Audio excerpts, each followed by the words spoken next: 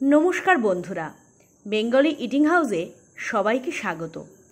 আজ আমি আপনাদের সামনে নিয়ে এসেছি আর এক রকমের রায়তার রেসিপি। এই গরমে রায়তা কিন্তু শরীর ও মনকে স্বস্তি এনে দেয়, আর সেটা যদি চিংড়ি মাছ দিয়ে করা হয় তাহলেও একই কথা প্রযোজ্য।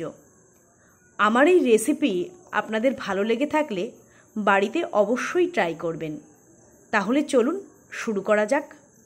চিংড়ির রায়তার জন্য প্রথমে 100 গ্রাম চিংড়ি ভালো করে ধুয়ে পরিষ্কার করে নিয়েছি। এবার একটা ছুরির সাহায্যে এক এক করে মাছগুলোর পিঠে কাট মেরে নেব, যাতে নুনটা ভালো করে মাছের মধ্যে ঢোকে।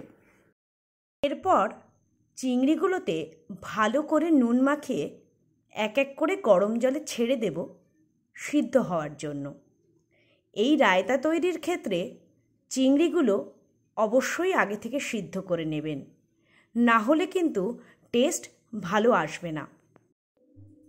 মাছটা সেদ্ধ হয়ে গেলে গ্যাস অফ করে ছাঁকনি দিয়ে জলটা ছেঁকে মাছগুলো এক এক করে তুলে নেব।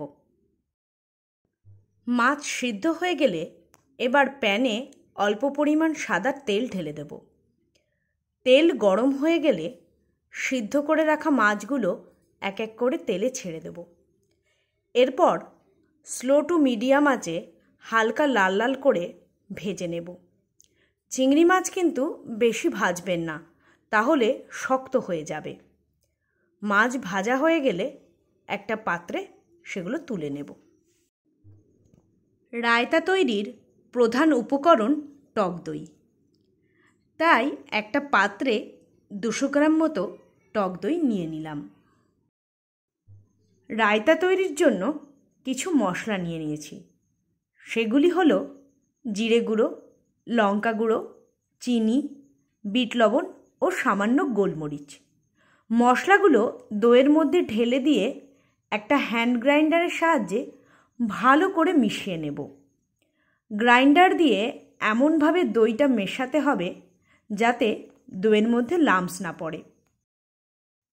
দইটা ভালো করে ব্লেন্ড হয়ে গেলে ভেজে রাখা চিংড়িগুলো এক এক করে দইয়ে ঢেলে দিয়ে ভালো করে মিশিয়ে নেব। তারপর উপর থেকে কিছু কিশমিশ ছড়িয়ে দেব, যেটা আগেই আমি ভিজিয়ে রেখেছিলাম। কিশমিশ দিলে রায়তাটা দেখতে যেমন সুন্দর হবে, খেতেও হবে ততটাই সুস্বাদু। চিংড়ি মাছের রায়তা সম্পূর্ণভাবে তৈরি। বিরিয়ানি অথবা পোলাওয়ের সাথে এই রায়তা কিন্তু জমে যাবে পুরো। রিচ খাওয়ার পর এটা শরীরকেও ঠান্ডা করবে। যদি আপনাদের আমার এই রেসিপি ভালো লাগে অবশ্যই লাইক করে সাবস্ক্রাইব করে দেবেন। সবাই ভালো থাকবেন, সুস্থ থাকবেন। দেখা হচ্ছে খুব তাড়াতাড়ি আবার কোনো নতুন সুস্বাদু রেসিপি নিয়ে।